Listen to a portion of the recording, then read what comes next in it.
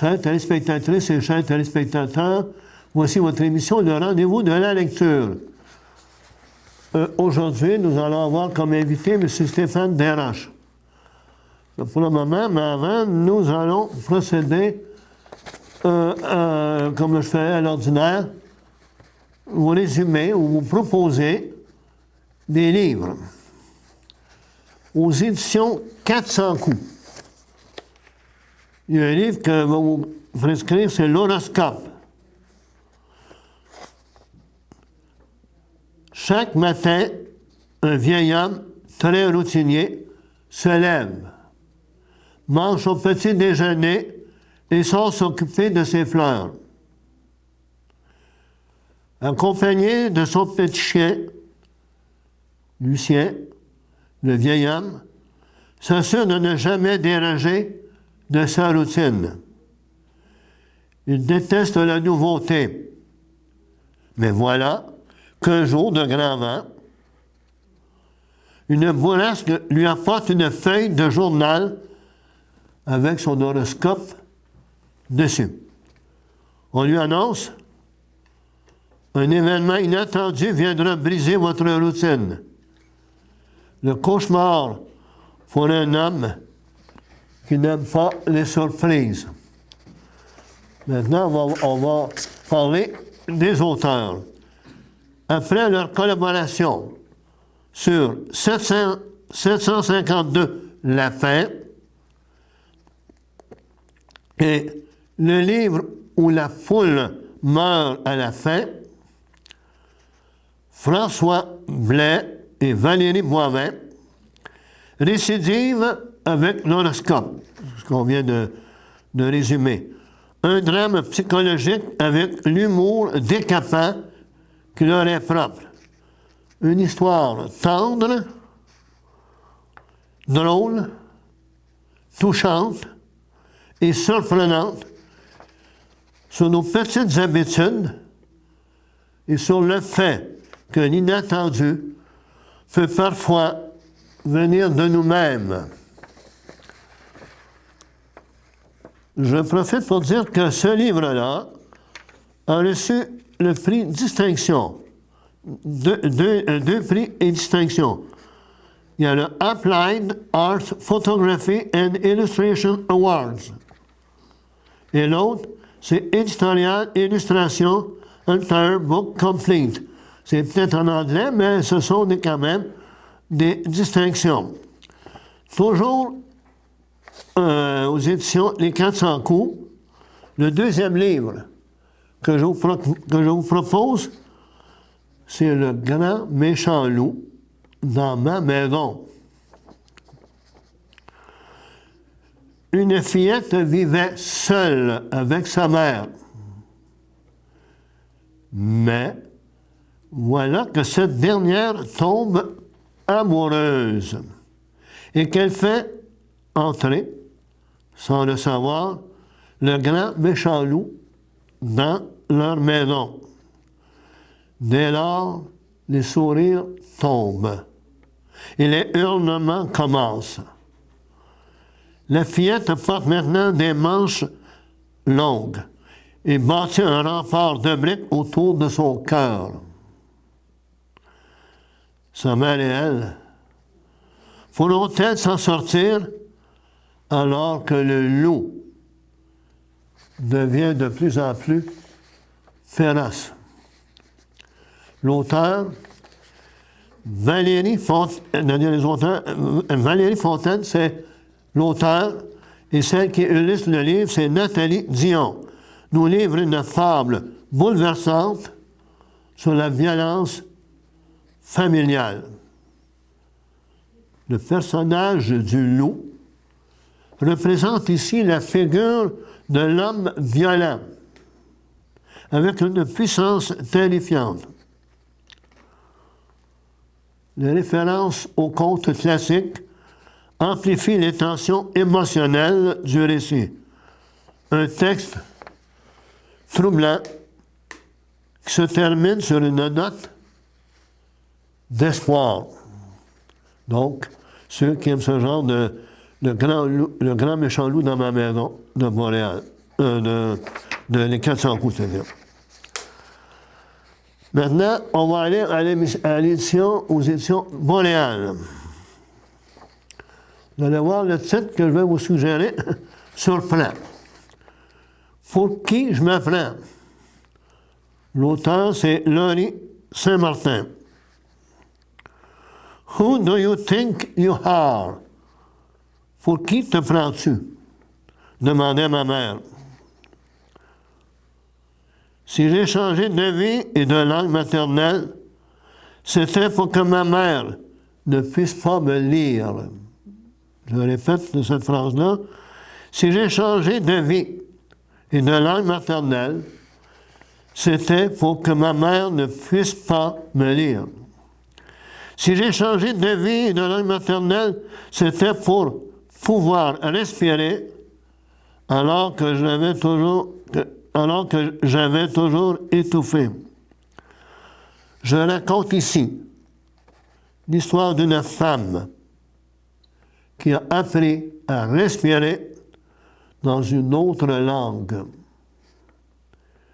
qui a plongé et refait surface ailleurs, qui n'a pas songé un jour à changer d'identité, à se réinventer complètement. Pour Laurie Saint-Martin, ce désir de réinvention s'est imposé tel une brûlante nécessité. Dans ce récit, à la fois lumineux et cruel, elle nous dit comment elle a rejeté le milieu, la culture et la langue qui l'ont vu naître pour devenir autre. Cette métamorphose trouve sa force dans un événement qui est tout d'une révélation, la découverte de la langue française. Pour qui je me prends est un hommage aux langues, à la manière dont elles nous font, nous construisent, mais surtout l'extraordinaire aventure d'une adolescente, d'une femme qui, telle une nouvelle Alice, ose traverser le miroir pour revenir enfin changer en elle-même. Alors ici, Alice au Pays des Merveilles. Hein? Maintenant, on va aller aux écrits des Forges. Le premier livre dont je vous dis ça, c'est pour ceux qui aiment la poésie. Hein. Les écrits des Forges, c'est une maison d'édition consacrée uniquement à la poésie. Les écrits des Forges, empreintes de Mme Germaine Beaulieu. Empreinte. Rituel incessant. Une mise au monde déjà mise en terre. Manège infernal à petit feu. L'agonie planétaire. L'auteur, c'est-à-dire Mme Germaine Beaulieu, poète, romancière et photographe. Germaine Beaulieu a écrit 16 recueils de poèmes depuis 1977. Elle a également fait apparaître une série de cartes postales illustrant des poèmes de son recueil de l'absence à volonté. Donc, si on veut, vous pouvez aller sur Internet, voir Germaine Beaulieu, auteur, ça va vous donner quand même une idée, ou encore aller directement aux écrits des Forges, ils vont vous décrire un peu plus Mme Germaine Beaulieu. Toujours aux éditions, les écrits des Forges. Cette fois-ci, c'est « Qu'as-tu fait des fruits amers » d'auteur Nicole Gagné. L'immense détresse cachée dans le chuchotement des ruines t'a arraché la langue avant que les mots se soient frayés un chemin vers l'intime. L'auteur, même si l'auteur est cet auteur-là, Nicole Gagné, vous allez voir ce que je vais vous dire, c'est un peu spécial quand même. L'auteur, Nicole Gagné, est décédée en 2016. Donc, c'est une œuvre d'elle posthume. Entre 2002 et 2006, elle a reçu plusieurs prix littéraires. C'est La lenteur du désert qui a obtenu la mention du jury au prix Fichet de poésie en 2002 a été publiée dans le recueil Poèmes du lendemain aux Écrits des Forges. En 2006, elle a fait paraître aux éditions du Vermillon un recueil de poésie intitulé Sunday Night's Blues et autres brumes. Elle a également publié des poèmes et des haïkus. Haïkus, ce sont des poèmes japonais. 5, 7 et 5. Ce sont des syllabes. 5 syllabes, 7 syllabes et 5 syllabes. Ce sont des haïkus, poèmes japonais, dans plusieurs revues et anthologies. Son premier recueil publié aux Écrits des Forges avait pour titre « Chaude était ta bouche ». Il a paru en 2015. Maintenant, on passe aux éditions Guy Saint-Jean. Le destin d'Aurélie Lafrenière, tome 1. Donc, s'il y a tome 1, c'est qu'il va y avoir un genre de série, là, qui va se... C'est par Mme Stéphanie Martin, à Québec, en 1775. Aurélie Lafrenière, fille d'un commerçant aisé d'origine anglaise, jouit d'une vie confortable au sein d'une famille bourgeoise. Confrontée à l'arrivée de soldats anglais hébergés contre son gré à la résidence familiale, la jeune femme volontaire et déterminée refuse de se laisser amadouer. Car c'est bien en se joignant à cette armée maudite que son jeune frère a perdu la vie. Parmi les invités, le capitaine James Walker, dont le flegme et l'arrogance cachent tant bien que mal un passé tourmenté qui intrigue la jeune femme tout autant qu'elle l'hérite. Forcée d'épouser un homme qui la répugne, Aurélie choisit la fuite, sans se douter qu'à Boston, donc on peut supposer que la madame s'en va à Boston, où elle croit trouver un refuge, gros d'une guerre qui n'est pas la sienne et qui l'amènera dans des situations encore plus périlleuses que celles qu'elle a fuies avec tant de ferveur. Des retrouvailles fortuites et salvatrices avec le capitaine Walker lui feront-elles entrevoir un aspect du jeune militaire qu'elle refusait obstinément d'envisager. Se révélera-t-il, malgré les mauvaises intentions qu'il lui porte, l'instrument de sa survie? Qui est Stéphanie Martin? Elle est journaliste à Québec depuis de nombreuses années. Elle a commencé sa carrière au Soleil et en 2015, elle s'est jointe à l'équipe du Journal de Québec où elle couvre les affaires municipales. Ce premier roman, écrit sur presque une décennie, donc sur 10 ans, se veut, entre autres, un hommage à la capitale qu'elle adore et où elle s'est établie il y a plus de 20 ans. Elle y vit toujours avec son mari et ses 2 enfants. Elle est originaire de Saint-Alexis de Matapédia, en Gaspésie. Elle a également habité à Rimouski. Et on finit nos suggestions de lecture dans les éditions Québec-Amérique. C'est écrit par Nelly Logan et Sylvie Payette. Une catastrophe internationale amène Nelly en Europe. La suite d'un terrible tremblement de terre, Henri est appelé en Grèce. Nelly, secondée par Logan, ramasse des fonds pour envoyer des médicaments et des bateaux hôpitaux sur les lieux. Elle peine à s'adapter à son rôle de première dame. Pendant que l'Europe se réorganise, la Macédonie détient un prisonnier qui pourrait faire basculer l'ordre. À mesure que Logan révèle son passé à Nelly et se mêle d'une mission secrète visant à libérer le captif, la jeune femme inquiète comprend l'importance de ne pas vivre avec des regrets. Jusqu'où les sacrifices peuvent-ils aller? Donc peut-être vous allez voir qui est Sylvie Payette.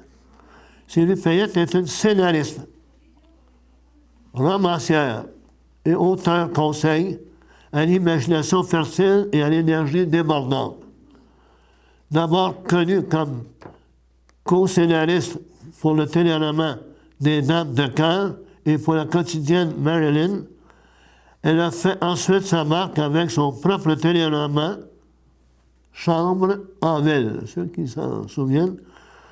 Partageant son temps entre la télé et l'écriture, elle a notamment publié une série jeunesse. Donc, il s'agit du titre Québec-Amérique, le titre est uniquement Nelly et Logan, écrit par Sylvie Payette. Il est évident qu'avec le COVID-19, ou si vous aimez mieux le coronavirus, bien des choses, bien des événements sont annulés, bien des événements sont reportés. Et je vous donne un exemple.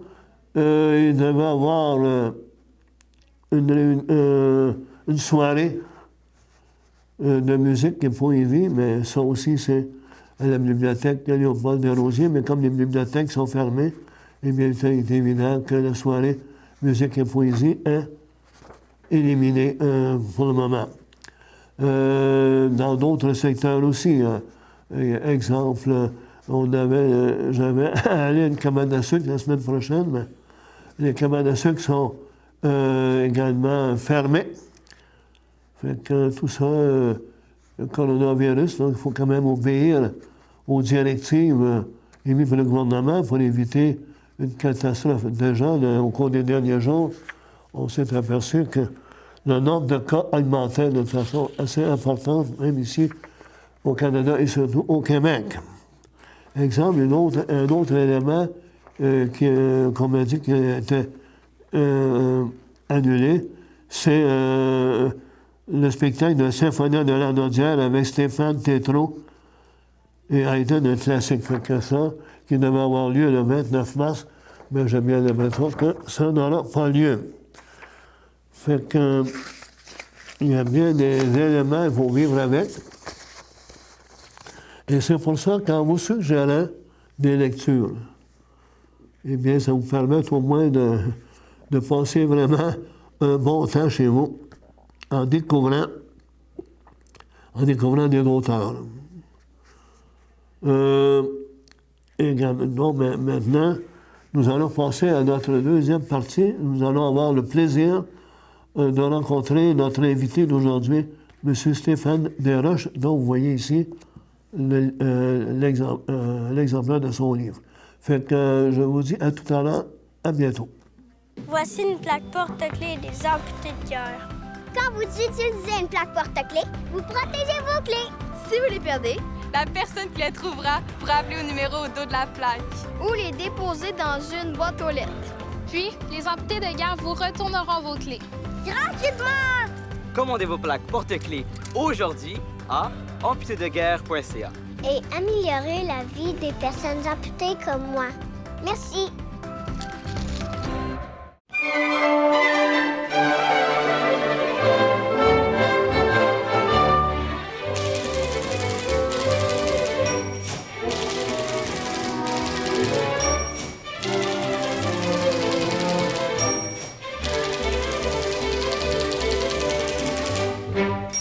Bonjour, chers téléspectatrices, chers téléspectateurs. Comme mentionné dans l'introduction, j'ai le plaisir de recevoir M. Stéphane Desroches. Bonjour, M. Desroches. Bonjour à tous. Bon. Écoutez, j'ai ici votre livre.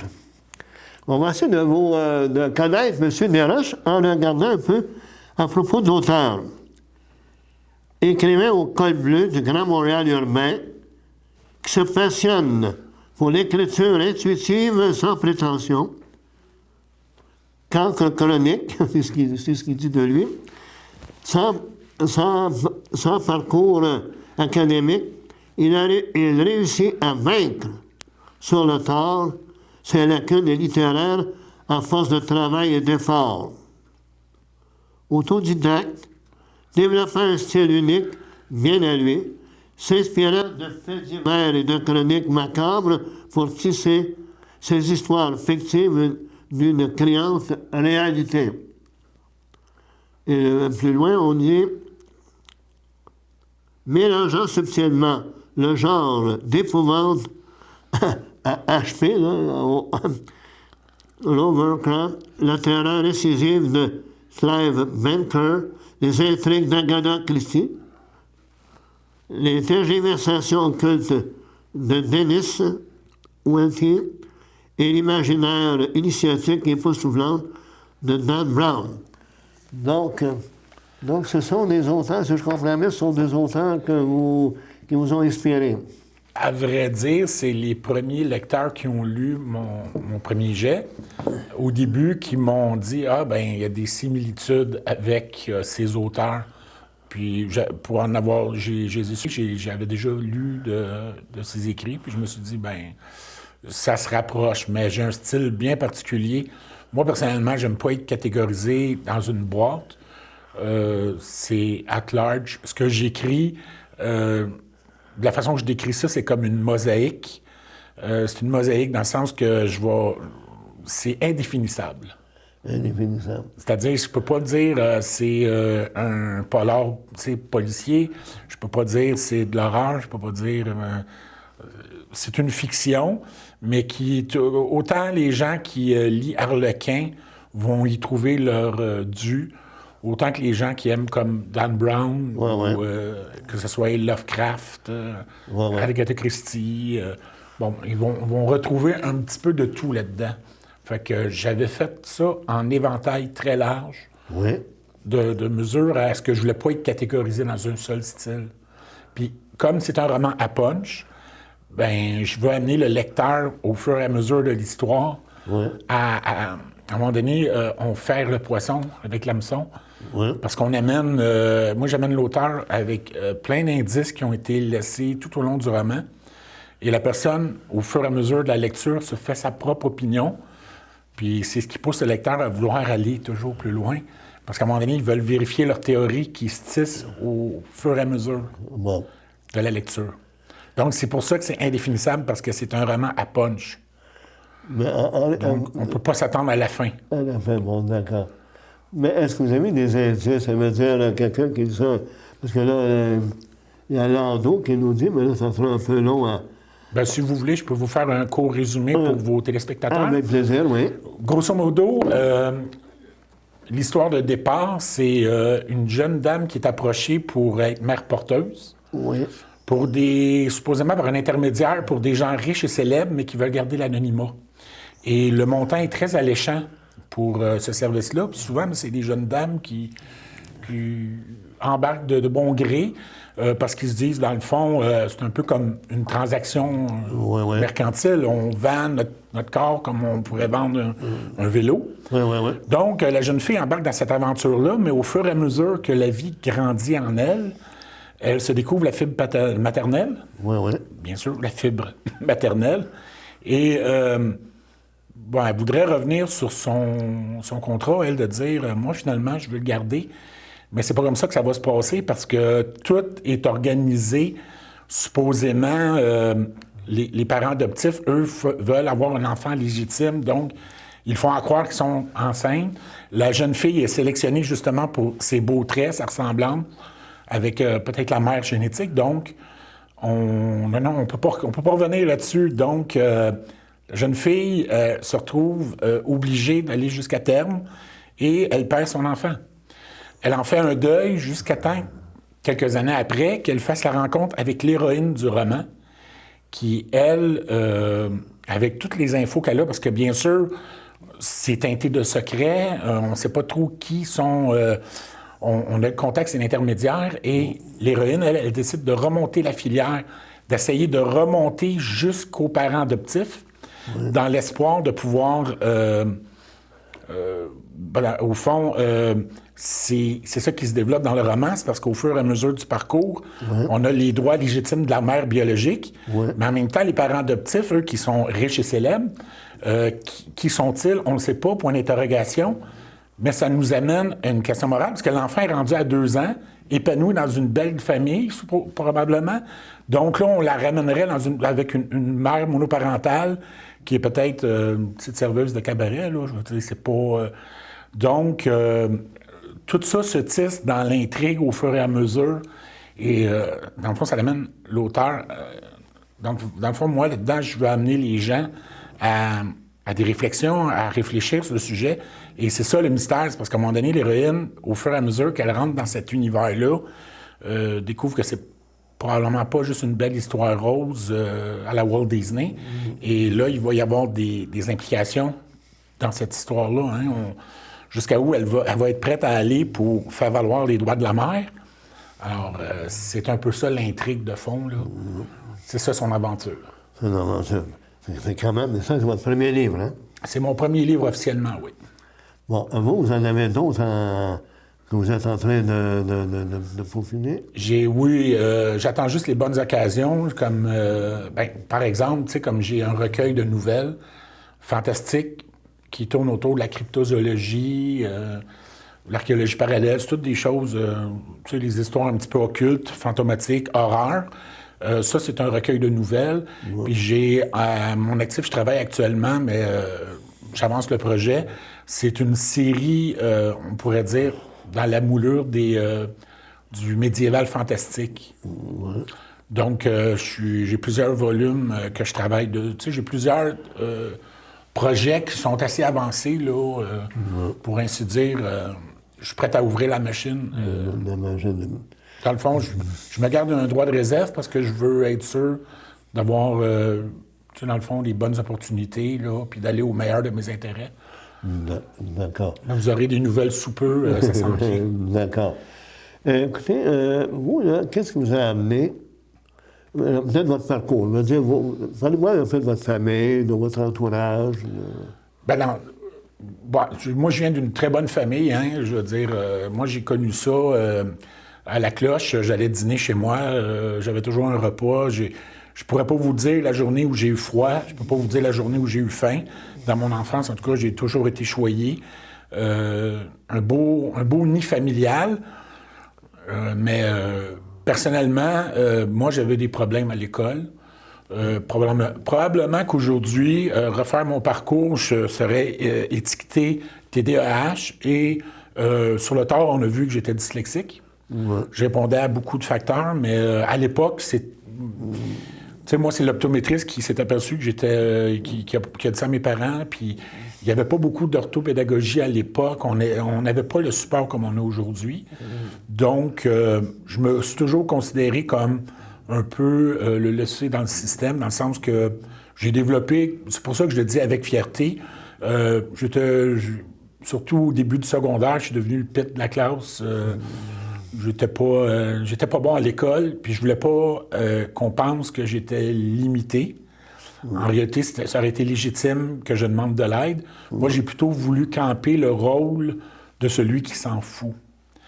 Mais c'est comme je me plais à le dire, et c'est pour ça que mon exemple de vie, moi, maintenant, ça fait 25 ans que je travaille comme concierge pour des écoles. J'ai longtemps été dans des écoles primaires, et ce genre de boulet-là, on peut traîner ça toute sa vie. Mais succédemment à ça, c'est comme je vous dis, en fréquentant notre clientèle, des jeunes avec des problèmes, mais j'étais à même de pouvoir comprendre par où ils passent, qu'est-ce qu'ils vivent. Et souvent, mais les enseignantes, surtout dans les écoles primaires, en connaissant mon parcours de vie, ils me demandaient un peu d'être un mentor, d'être un guide. Tu sais, de m'impliquer, même si au quotidien, des fois, juste un mot gentil, un mot d'encouragement. Et... Non. En tout cas, fait que c'est grosso modo dans le parcours que j'ai eu. Si je peux me permettre, à un moment donné, j'ai eu un accident de travail. J'ai été... j'allais être 6 mois comme alité. Puis c'est là que je me suis dit, écoute, moi, je suis assez limité. À l'école, quand je suis sorti du parcours académique, j'écrivais phonétiquement. Je me suis équipé d'un dictionnaire, les 2 Becherel de base. Puis, j'ai commencé, je me suis lancé un défi, j'ai dit, je vais écrire un livre. Au début, j'avais mon squelette, j'avais mon histoire, ça fait longtemps. Moi, j'ai beaucoup d'imagination, donc je rêvais peut-être un jour, hey, j'aimerais ça faire un film. Tu sais, j'ai toujours eu ça en tête, mais le plus simple, c'était d'écrire un livre. Donc, j'ai commencé à plancher là-dessus. J'avais mon projet, mon squelette. Je me documentais. J'étais en train de monter ma mosaïque, mon squelette. Puis là, il restait à y mettre de la viande autour. Je commençais à écrire. Et j'ai pris la piqûre. Au début, c'était un projet vraiment personnel, juste de dire, tu sais, comme moi, je vais être capable de courir 10 km, ben moi, je vais être capable d'écrire un livre. C'était ça mon... Vaincre, dans le fond, j'étais pas analphabète, mais presque, là, tu sais. Mais grâce à ça, comme vous dites, les Becherel, puis vous avez dit, bon, on va faire quelque chose, là. Ça a été comme une réalisation, comme peut-être un rêve, parce que vous m'avez parlé, on s'est parlé tout à l'heure que dans votre enfance, vous avez votre mère qui vous parlait un peu des fables. Oui, bon, on avait la tradition, nous, les vendredis soirs, tu sais, soit qu'on jouait aux cartes ou ma mère, elle sortait le dictionnaire, puis entre autres, elle allait chercher dans le milieu toute la liste des proverbes par rapport à la langue française, et c'est bourré de sagesse, ces trucs-là. Ouais. Et elle énumérait le début du proverbe. Et nous, moi et mon frère, il fallait le premier qui trouve la suite. Ah bon. Puis c'était un jeu, mais ça m'avait intéressé beaucoup à ça. Et j'étais fasciné parce que, à un moment donné, je me suis aperçu que plusieurs de ces proverbes-là venaient, entre autres, de Jean de La Fontaine, avec ses fables, tout ça. Ça m'a intéressé à la lecture. Mes parents me poussaient beaucoup. Moi, mon père, c'est un camionneur. Il n'y avait pas eu la chance. À l'époque, on trayait les vaches, puis on allait à l'école 2 ans, puis à un moment donné, il fallait travailler sur la terre. Mon père, à 14 ans, il était bûcheron, il travaillait fort de sa vie, il a travaillé fort toute sa vie. Puis lui, il voulait que... J'inclus mon frère là-dedans. Là. Il a dit, moi, je vous paye toutes vos études. Vous êtes médecin, avocat, astronaute. Allez jusqu'au bout de vos rêves. Je vais tout payer, mais je veux que vous ayez la chance qu'on n'avait pas à l'époque. Sauf qu'on était fait... moi, j'étais prédisposé à être manuel. J'avais la misère à l'école. Mais, tu sais, au niveau du support familial, j'ai juste moi à blâmer parce que j'avais tous les outils pour réussir ma vie. Mais je l'ai réussi autrement. Je suis fier de ce que j'accomplis ou ce que je suis rendu. C'est juste que j'ai pris un autre parcours. D'accord. Maintenant, vous, là, vous êtes arrivé, là, pendant que vous avez été malade, vous avez eu votre accident, c'est là que vous avez réalisé peut-être qu'il fallait faire quelque chose. C'est là que vous avez dit, on va prendre comme élément l'écriture. C'est bien ça? Oui, bien, tu sais, pour faire une histoire courte, tu sais, moi, j'avais comme un groupe de musique, puis j'avais arrêté ça, puis moi, j'ai toujours eu la passion artistique. Je peins des toiles, je fais des choses, mais comme pour le plaisir de la chose. Puis là, j'avais pas accès à rien, puis ça me travaillait. Sérieusement, là, LCN en boucle, j'étais en train de virer fou, moi, avec l'histoire du petit minou dans l'arbre. Je dis, c'est pas vrai que je vais... qu'est-ce que je peux faire? J'ai mis le temps mort qu'on m'imposait, que la vie m'imposait, à composer, à écrire. Il fallait que je crée quelque chose. Ça a été, à tout malheur, quelque chose est bon, là. Je veux dire, moi, j'ai mis ça en pratique. Bon, maintenant, vous, quand vous écrivez ça, quand vous avez écrit, là, bon, vous, en temps, là, là où vous travaillez, bon, vous arrivez le soir ou la fin de semaine, vous dites, bon, là, j'écris. Dans, disons, Stéphane Desroches, en tant qu'écrivain, quelle est sa journée? Comment C'est dur à répondre, mais pour faire une histoire courte, quand j'ai écrit ça, dans le fond, c'était un manuscrit pour le plaisir de la chose, mais j'avais des connaissances, des amis qui étaient intéressés, qui étaient intrigués. Ils l'ont lu et ont dit, écoute, Stéphane, wow! Envoie ça à des éditeurs. Fait qu'à un moment donné, tu sais, j'ai commencé à croire en moi parce que je croyais pas en moi. Je veux dire, tu sais, on aura toujours ce boulet-là. Hein. Puis grosso modo, dans le fond, pour répondre à votre question, ben, au fur et à mesure qu'on travaille là-dessus, qu'on développe des aptitudes, ben, on se dit qu'on commence à y croire. Mais à l'origine, j'écrivais pas. C'était un projet très personnel, là. Très personnel. Mais après ça, vous avez dit, moyen que les autres réagissaient comme il faut, mais vous avez dit, mais oui, on publie. C'est ça. J'ai commencé, j'ai eu des collaborations avec des amis, tu sais. Moi, ça a toujours été plus dur parce que pour quelqu'un qui va tu sais, moi, je commençais à zéro, donc j'avais pas, tu sais, beaucoup de gens m'ont dit, toi, écrire un livre, c'était un peu farfelu, là. Mais force est d'admettre que j'ai gagné mon pari. Ouais. Jusqu'à maintenant, tout ce qui s'ensuit, c'est du bonbon. Je m'attendais pas à ça. Ah, bon. Mais j'ai des bonnes réponses. Tu sais, c'est ce qui est le fun, c'est que les gens qui lisent me contactent sur Facebook, puis m'encouragent à continuer. Puis, comme vous le disiez, moi, je suis col bleu, je travaille comme concierge dans les écoles.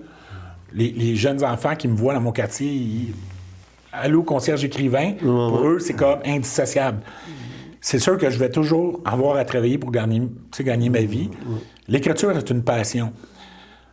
Mais j'y sacrifie beaucoup parce que souvent, je m'enligne, j'ai des vacances, je prévois dans mes vacances beaucoup de temps à l'écriture. Parfois, tu sais, comme le soir, quand je reviens du travail, là, malheureusement, je travaille de jour. Mes meilleures périodes pour écrire, moi, où j'étais le plus productif, c'est quand je travaillais de soir. J'arrivais vers minuit, tout était tranquille, tout était... Donc, c'était plus... La prédisposition à écrire était mieux là. Parce que de soir, moi, j'ai une vie sociale, j'ai des connaissances des amis, de la famille. Donc, tu sais, ça me donne moins de temps d'écrire. Mais souvent, je vais faire des blitz. J'écris soit chez moi, ou souvent, je vais dans un petit café, dans un petit restaurant de mon coin. Je peux m'éloigner, aller en région. Excusez-moi. J'amène mon laptop. Je mets des écouteurs. Je veux pas faire de plug, mais Spotify, j'ai découvert ça, puis c'est merveilleux parce que je fais ma playlist, je suis dans ma bulle, j'écris, je peux écrire jusqu'à minuit le soir, je reviens, je me couche, puis à 5 heures, je me réveille pour aller travailler. Mais je fais ça le plus possible, dans le fond, comme la santé le permet non plus, il faut pas se mettre à terre. Je peux pas écrire comme je veux, mais comme je vous dis, moi, je sacrifie beaucoup. J'ai des vacances l'hiver, j'ai des vacances l'été. Je prévois ça à l'écriture. Bon, d'accord. Donc, ça devient quand même, pas une obsession, mais pas une obligation, mais comme quelque chose de nécessaire. Je vous avouerais que là, parce que, tu sais, moi, j'écris, on va dire, mettons que j'écris à temps perdu, pour le plaisir. Mais là, c'est sûr que là, le premier livre commence à fonctionner. Tu sais, de la manière que c'est fait aujourd'hui avec Internet, j'ai autant de gens en France, en Belgique, en Suisse, dans la francophonie. Comme je vous disais en préambule, j'ai même eu quelqu'un qui l'a acheté en Afrique parce que ça s'est donné qu'il a trouvé ça l'a intrigué. Puis la manière que ça fonctionne maintenant, c'est impression sur demande, on peut le commander, puis c'est une imprimerie locale qui va... moi, je suis sur plusieurs plateformes, style Amazon. Donc, on le commande en ligne et si c'est Amazon.fr, eux vont avoir l'imprimeur local avec, dans le fond, le livre est disponible aux imprimeurs, mais ils en font une copie, la copie qu'on achète. Ça permet de la diffusion, c'est bien. Et c'est pour ça que là, je commence quand même... Il y a des gens qui m'écrivent pour dire quand est-ce qu'il sort le prochain? Là, sans parler de pression, mais là, je commence à avoir un échéancier. Là. Je commence à penser sérieusement à... Tu sais, là, il faut que j'augmente un petit peu. On peut pas juste être un artiste peintre et peindre pour la passion. À un moment donné, tu sais, là, je commence à avoir, comme je vous dis, de la pression, mais c'est positif parce que c'est encourageant. Parce que la réponse est là. C'est ça que c'est là. Donc, ça vous donne... Vous parlez tout à l'heure de recueil de nouvelles, mais ça vous donne... Vous dites, si les gens apprécient ça, apprécient mon style, apprécient la façon dont j'aborde le problème, j'ai l'impression que pour les recueils de nouvelles, vous avez quand même des gens, vous allez dire, mais oui, les gens sont prêts à me lire. Ben, comme je vous dis, moi, c'est parce que j'ai une approche... comment je pourrais vous dire ça? C'est que, tu sais, là, j'ai développé comme un certain réseau social, tu sais, avec Facebook. Moi, j'ai tout un réseau d'auteurs, autant en Europe qu'au Québec, on va dire dans la francophonie. Donc, on a comme, nous, à l'interne, on a comme une certaine... on développe une certaine affinité, puis on a tendance à s'entraider. Comme moi, je vais commander, tu sais, maintenant, avec les versions numériques, ben, c'est sûr qu'on va s'encourager entre auteurs. Donc, moi, tu sais, il y en a qui disent, ben OK, je vais t'acheter une copie. Puis juste le réseautage comme ça, à un moment donné, fait qu'on réussit à maintenir des ventes intéressantes, puis pas qu'on perce le marché encore au niveau, mais comme je vous dis, mon combat, c'est un livre à la fois. Tous les petits événements, comme moi, je suis bien attaché à la pause littéraire de la Mauricie, qui se tient à Trois-Rivières, parce que ça me donne une occasion de faire un bain de foule. On a plusieurs événements comme ça à date fixe, qui fait que on va vers les gens, puis comme je vous dis, c'est pour moi, le contact humain, personnel est bien important, parce que quand les gens regardent le livre, je ne sais pas, je suis plus ou moins intéressé, mais on parle avec l'auteur. Moi, souvent, quand je parle des problématiques que j'ai eues, souvent, j'ai une mère de famille qui va dire « Mon enfant vit ça ». Donc, c'est un lien qui va au-delà de juste un livre. Puis souvent, tu sais, les gens... C'est sûr qu'on a des périodes économiques, c'est plus dur, mais si vous saviez, moi, le nombre de ventes, que c'est pour me supporter, pour m'encourager, dans le fond, parce que si je vais chercher la personne parce qu'on échange. Exact. Ça, c'est un élément pour échanger. Vous nous dites aussi, la façon dont vous procédez, c'est qu'à un moment donné, vous avez une idée. Puis là, vous mettez ça sur votre YouTube? Non, bien, grosso modo, c'est que, tu sais, comme moi, je connais pas le principe de la page blanche. Ouais. Mais j'ai toujours... Moi, je travaille physique, manuel, puis là, là, j'ai une idée, là c'est bon. Si je le note pas... Tu sais, à un moment donné, je traînais mon petit calepin, puis là, je notais. Mais maintenant, tu sais, avec les téléphones intelligents, à la blague, c'est parce que j'écris mon idée, puis je me l'envoie en courriel. Comme ça, quand je reviens chez moi, j'essaie comme ça, parce que des fois, on a l'idée, on a des idées, mais ça, c'est au quotidien, hein, ça l'arrête pas, parce que, je sais pas, chaque personne est différente. Moi, c'est parce que l'imaginaire, à un moment donné, je vais voir quelque chose qui va m'inspirer une idée. C'est un peu comme le principe des gens qui rêvent. Puis le matin, tout est ailleurs, ils se réveillent, j'ai ça clair. Puis ils viennent une heure après pour décrire leur rêve, tout devient flou. Donc, moi, c'est un peu comme... J'ai plein d'idées qui me viennent la nuit. Des fois, je me réveille, puis je dis, il faut que je note ça, parce que je vais... Des fois, c'est tordu, mais à partir de ça me donne une inspiration. Ça vous donne un genre de piste à suivre. Bien, pour ce qui est des enfants de Moloch, j'avais un squelette, mais moi, c'est parce que j'ai comme je vous parlais de mosaïque tantôt, c'est parce que j'ai des faits qui ne sont pas reliés nécessairement. Mais moi, j'ai tordu ça pour en faire une histoire, une saga, qui fait que, dans le fond, il y a beaucoup de faits. Des fois, j'ai des gens qui me contactent Facebook, me disent, tu sais, ils pensent aux autres, hey, ils vont m'annoncer quelque chose, ils disent, hey, il y a tel cas, genre, qui ressemble à ton histoire. Ce cas-là, c'est justement ce qui m'avait inspiré tel chapitre. Vous comprenez? Oui. Ce qui est le fun là-dedans, justement, c'est parce que les gens, je vous dirais que l'histoire est sombre, c'est dur. Moi, j'ai des gens qui lisent, surtout des gens qui ont une sensibilité. Moi, j'ai des gens qui m'ont dit, écoute, en cours de lecture, il faut que j'arrête pour digérer, je trouve ça dur. Moi, j'ai peut-être pas cette sensibilité-là. J'avais comme...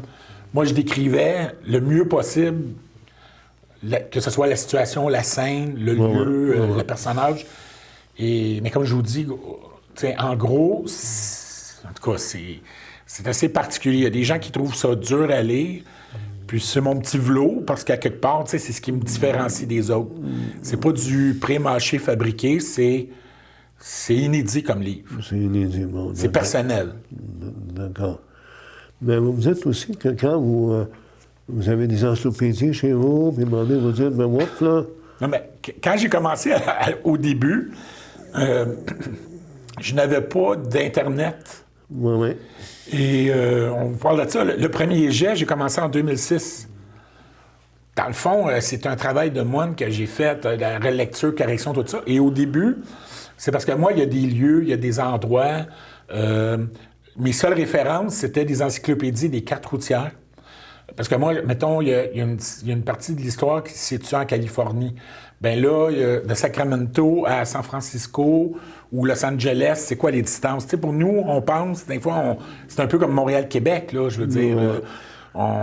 C'est pas comme, OK, je prends une petite marche de santé, puis il arrive à Québec. Puis une petite marche de santé, puis il arrive en Californie. Non, il fallait prendre en ligne de compte les distances, la chronologie au niveau de l'histoire. Donc, c'était un travail de moine, puis je vous l'avoue que c'est mon premier livre.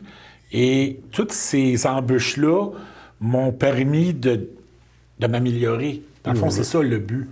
C'est mon premier livre. Mon second va être beaucoup plus travaillé, beaucoup, tu sais, les embûches que j'ai eues dans le premier, ben je vais... on apprend de nos erreurs, hein? Exactement. Donc, c'est pour ça que moi, j'avais des encyclopédies, le dictionnaire. On essaye de trouver un synonyme, un dictionnaire des synonymes.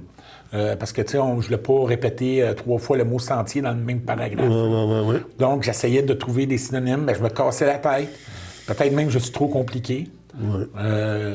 Parce que j'ai eu des compliments d'universitaires qui me disaient c'est rafraîchissant à lire parce qu'elle dit c'est vraiment recherché puis tout. Tu sais, contrairement à d'autres que c'est un petit peu plus aseptisé comme lecture. Oui, d'accord. Mais disons que là, le deuxième... vous dites que vous travaillez pour le deuxième, on va le suivi là-dessus. Oui, j'ai la suite. Mais avant, ça va-tu, est-ce que votre recueil de nouvelles ou pour les récits fantastiques? Ce qui arrive, c'est que moi, la suite, je travaille dessus. Mon recueil de nouvelles, il est pratiquement terminé. Là, je suis à peaufiner. Comme je vous dis, moi, sans être un super gros perfectionniste, pour arriver à un résultat final que moi, je considère acceptable, comme je vous dis, c'est un travail de copiste, là. C'est monastique. Faut que je sois sûr, puis je vais toujours... Tu sais, le problème avec, que ce soit ma dyslexie ou mon problème, en tout cas, tu sais, moi, c'est dur, mais moi, c'est le complexe. Je veux me surpasser. Mais ce qui est le fun, c'est quand j'envoie mon manuscrit, bien souvent, les éditeurs, ils disent, écoute, on ne voit pas de faute, et c'est le problème, parce qu'il faudrait qu'il y ait vraiment une relecture, une correction officielle. Ça coûte très cher. Mais tu sais, eux, ils disent, ben écoute, on voit pas, c'est bien travaillé. Ils disent, des fois, on reçoit des manuscrits et il faut refaire tous les textes, tous les paragraphes, c'est fou. Mais moi, à ce niveau-là, je veux m'assurer, moi, de donner le produit fini le plus possible. Donc, pour un auteur, je pense que si vous rencontrez beaucoup d'auteurs, une œuvre n'est jamais finie. Puis si je recommence à me relire, j'aurais fait ça différemment.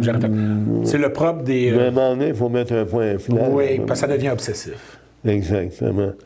Avez-vous avez-vous donné votre adresse courriel, peut-être, pour que les gens, à un moment donné, puissent communiquer avec vous? Bien, le plus simple, je pense que je vais le mettre en lien directement avec votre...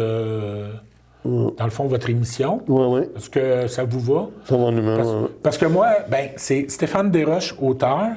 Vous aurez facilité de me retrouver via Facebook. Je me sers beaucoup de cette plateforme-là parce que moi, je travaille beaucoup. Des fois, j'arrive chez moi, des fois, je me lève très tôt le matin, des fois, je me lève à 4h30 pour répondre aux gens, parce qu'en France, ils m'écrivent. Tu sais, des fois, c'est les fuseaux horaires. Des fois, j'ai des gens qui ne le savent pas, mais qui m'écrivent, c'est en pleine nuit. Donc, mais c'est pas grave. Dès que possible, je réponds. Je me sers beaucoup de ça pour le réseautage.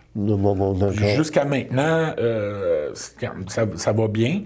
Moi, en lien, je vais pouvoir tout vous donner les informations, puis je suis très facile d'accès.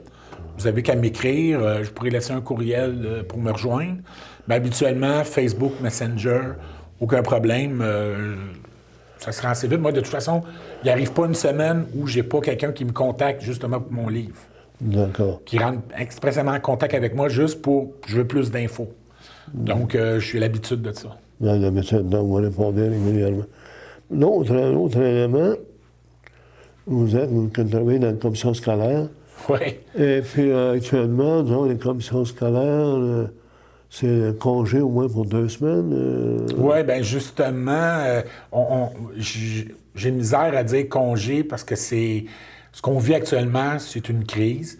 On va pouvoir probablement avoir, tu sais, à la finale, on devra faire le bilan. Pour l'instant, il y a un facteur risque. Je vous vois venir. Moi, c'est sûr et certain que l'avantage que j'ai, il y a des gens qui pourraient devenir paranoïaques entre 4 murs. Moi, je m'isole, ça va me donner l'occasion de pouvoir avancer mes projets d'écriture. C'est sûr que là-dessus, puis j'ai la chance, en travaillant pour la fonction publique, au moins là-dessus, parce que je sais que c'est dur pour les gens qui vont se retrouver. J'ai des amis qui sont travailleurs, tu sais, qui sont travailleurs soit autonomes ou il y en a qui travaillent, mais comme dans des entreprises qui n'ont pas de parachute. Donc, est-ce qu'ils vont recevoir une compensation, tout ça? En tout cas, j'ai de la peine plus pour eux, pour moi. D'accord. Mais là, actuellement, là, vous m'avez parlé aussi que vous aviez des livres, vous aviez votre recueil de nouvelles, vous avez la suite de ça, vous avez d'autres... Bien, j'ai un autre projet, ça, c'est bizarrement, c'est que quand j'étais jeune, j'avais une idée, et on parle de ça, j'étais préadolescent. Ouais. Et pour vous dire que mon rêve d'écriture, j'avais commencé à écrire, mais comme un enfant écrit, assuré dans les, tu sais, les feuilles lignées, là, puis c'était comme corrigé, effacé, beurrassé. Malheureusement, j'ai perdu ce manuscrit-là que, enfantinement, on fait. Tu sais, souvent, il y a des enfants qui font des dessins, tout ça. Moi, j'ai perdu ça. Mais l'idée a toujours été là. Et à un moment donné, je me suis dit, bien, comme après avoir accompli, tu sais, moi, je suis sky's the limit. Donc, ça, oui, j'ai commencé à plancher là-dessus. C'est un récit, moi j'appelle ça du fantastique médiéval, parce qu'en réalité, je ne voulais pas... pourquoi je fais de la fiction? C'est parce que, pour moi, il y a la minutie du détail. Exemple, je vous fais un aveu pour... j'en parle pas souvent, mais à un moment donné, je pense que c'est la petite Jolène Iriendo, la jeune fille qui a disparu. J'ai plus ou moins suivi l'activité. Des fois, on entend les nouvelles, tout ça, mais à un moment donné, j'ai quelqu'un qui est rentré en contact avec moi, qui était un membre de la famille, supposément, et qui voulait qu'on n'oublie pas l'histoire. Puis elle m'a demandé si je voulais faire comme une sorte de biographie, une histoire, tout ça. Et moi, j'ai dit, oui, j'ai le cœur pour... parce que probablement que la personne avait... je dénonce des choses et probablement que la personne... me voyait comme à la hauteur de ce projet-là. Mais moi, j'ai décliné à l'époque parce que ça, c'est des faits, des dates, des lieux, une erreur de date, une erreur d'heure. Là, c'est beaucoup de recherche. Et moi, je suis pas comme, on va dire, comme un journaliste d'enquête. Je suis pas... Moi, je suis un romancier. C'est la fiction et la liberté que ça m'offre. Fait que c'est sûr que la personne, j'avais comme... malheureusement décliné. Je dis, je n'aurais pas la force ou l'énergie. Je ne saurais pas par où commencer. Exact. Et probablement que la personne a fait plusieurs auteurs. J'imagine, tu sais, elle voulait pas que cette histoire-là... ben, je vous donne ça comme, tu sais, comme, dans le fond, comme exemple. C'est que moi, quand je fais de la fiction, qu'il y a une exactitude c'est de la fiction. En réalité, dans la fantaisie, il n'y a pas d'inexactitude. Si je décide que la table bouge, on ne se pose pas de questions. Mais dans la vraie vie, je voudrais vous faire bouger la table tout seul. C'est dans le concret, ça. Parfait. Écoutez, bon, j'ai déjà 53 minutes, fait que ça passait rapidement. Fait que, je vous remercie beaucoup, M. Desroches. Et tout ce que je peux vous suggérer, c'est qu'il y a une suite le plus tôt possible aux enfants de Moloch. Oui. Fait que... oui, également, je voudrais parler avant de partir, c'est que vous avez un élément promotionnel. On va parler de l'aspect promotionnel. Bien, en réalité, moi, comme je fais plusieurs salons, j'ai comme eu l'idée de faire des T-shirts. J'avais commencé au début, c'était comme des choses comme Vistaprint, tout ça. Là, j'ai trouvé comme un fournisseur qui me faisait un prix acceptable parce que le chandail me revenait plus cher que ce que je voulais faire payer aux gens. Parce que moi, il y a cette réalité-là. Je ne suis pas chérant. J'aime pas gonfler les prix inutilement. Et ça, c'est souvent quand je vais dans des petits salons ou sais, c'est un outil promotionnel. Souvent, je dis aux gens, ben écoutez, ça me donne la chance d'être connu. Parce que j'ai un ami qui travaille pour le groupe Renaud-Bré Archambault. Ouais. Puis lui, il est situé au Archambault, qui se trouve Place des Arts. Ouais. Puis souvent, il met mon chandail, lui, tout simplement. Et c'est fou, il me dit, ben les gens m'arrêtent pour dire, c'est quoi ce chandail-là? Puis ils parlent de moi. C'est comme un homme sandwich moderne. Moderne, effectivement. Puis moi, c'est pour ça que souvent, je fais un deal. Je dis, ben achetez mon livre, un T-shirt. Bon. Mais je suis beaucoup gaga promotionnel. Là. Tu sais, je me fais des posters. Moi, je suis... parce que moi, je crois que tu sais, ma victoire, c'est vendre un livre à la fois. Quand je réussis à faire une vente, quelle que soit la vente, remettre un livre, me faire connaître, c'était à ce niveau-là. Puis si je pourrais faire un appel aux gens pour la fin, si vous êtes intéressé à mon livre, c'est sûr qu'il est disponible sur plusieurs plateformes numériques, style Amazon. Il est facile à trouver, mais vous pouvez aussi, quand la santé publique le permettra, que les bibliothèques rouvrent. Moi, je vous invite à aller à la bibliothèque municipale de votre quartier. Via mon site, vous pourrez trouver le code ISBN. Je pourrai y répondre, vous envoyer toutes les infos qu'il faut. Le bibliothécaire, avec ça, va pouvoir facilement le retracer, le commander. Et vous le lisez. Que vous l'aimiez ou pas, bien, vous allez peut-être donner la chance à quelqu'un d'autre de le lire. Donc, aussi, c'est souvent donné au suivant. Moi, j'aime ça. Je vais laisser un livre à quelqu'un, puis je dis, bien, lisez-le, puis donnez-le, faites partager. Effectivement. Bon, est-ce qu'il y avait d'autres outils vous avez ça? Avez-vous d'autres outils de promotion? Est-ce que vous mettez beaucoup de... Bien, grosso modo, là, je veux dire, c'est sûr que moi, je me fais des signets personnalisés. Des signets personnalisés. Puis je les donne lors des événements, là. Excusez-moi. Je permets, tu sais, dans le fond, c'est la visibilité. La visibilité, bon. Je trouve que c'est important parce que moi, à chaque petit événement que je fais, comme je viens ici, probablement que je vais avoir de la visite de gens, comme on a été dîner à un petit restaurant à côté. La personne, un écrivain, elle va écouter l'émission, probablement qu'elle va rentrer en contact. Même si ça ne conclut pas une vente, je ne suis pas ici pour vendre. Moi, je considère que je suis ici pour me faire connaître. C'est en allant, tu sais, dans le fond, juste ça m'ouvre énormément de portes. Je voulais vous remercier personnellement parce que vous donnez la chance aux auteurs de pouvoir se faire connaître. C'est bon, ça me fait vraiment plaisir. Fait que je vous remercie infiniment, M. Desroches. Fait que j'invite la population, les lecteurs, les enfants de Moloch, puis à aller sur Stéphane Desroches, auteur, Facebook, et puis vous allez avoir tout ce qu'il faut. Fait que bonne lecture et puis à tout à l'heure. Chaque pays a sa langue. Ici, on parle français. Ici, on travaille en français. Ici, on étudie en français. Notre fierté, le français. Un message d'impératif français.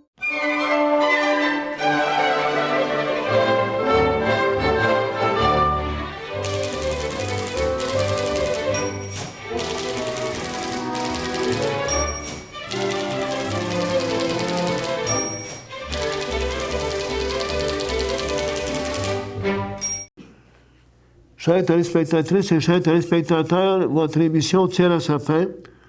Je tiens donc à remercier M. Stéphane Desroches, notre invité, qui nous a présenté son livre des enfants de Moloch. Et puis, comme on a su, il va y avoir d'autres, il va y avoir des suivis avec un recueil de nouvelles et des récits fantastiques. Je tiens à remercier également CTRB de nous donner l'occasion d'avoir cette émission. Et je remercie Michael Chevrette, notre technicien.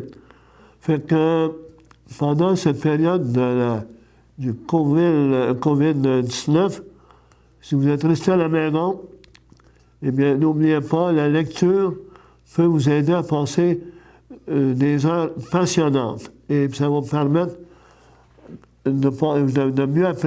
de mieux apprécier, mais au moins de vivre cette période un peu difficile d'une façon un peu plus douce, un peu plus calme, un peu plus sereine. Puis en même temps, ça va vous permettre peut-être de découvrir d'autres auteurs.